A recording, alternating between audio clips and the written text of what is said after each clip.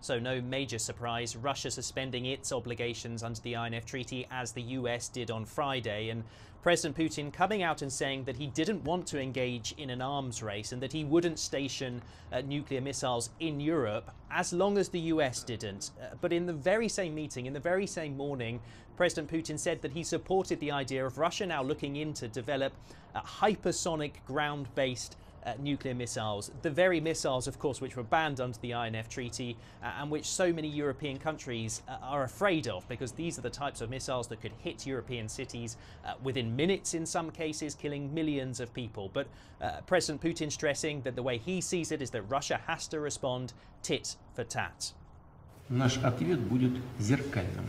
We will provide a mirror-like response. The American partners have declared that they suspend their participation in the deal. We are suspending it as well. They have announced that they will engage in research and development programs. We will do the same. So at the moment, there is no movement between the Russian position and the US position.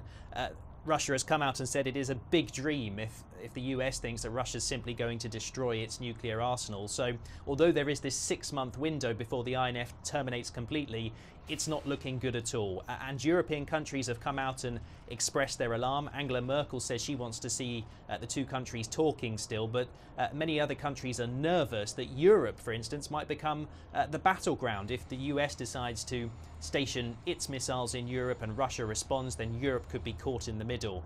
We've also had concern coming out of China as well. Beijing saying that they find this move regrettable.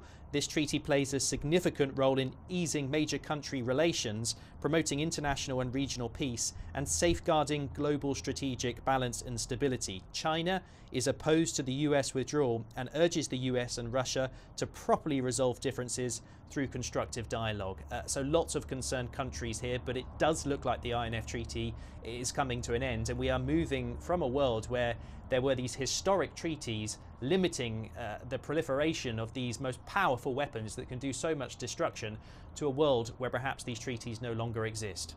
Dan Ashby, CGTN, Moscow. Washington and Moscow have been pointing fingers at each other for violating the historic deal.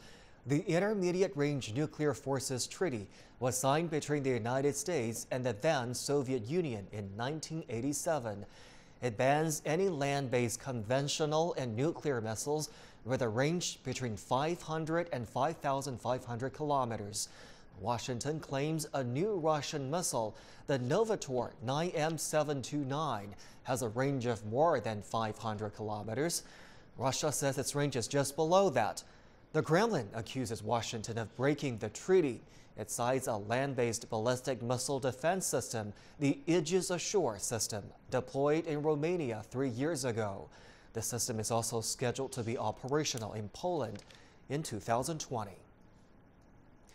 The U.S. withdrawal from the INF Treaty has received mixed reactions.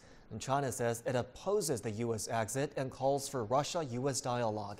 Iranian Foreign Minister Mohammad Javad Zarif had stronger words, saying, quote, "Any deal with U.S. government is not worth the ink."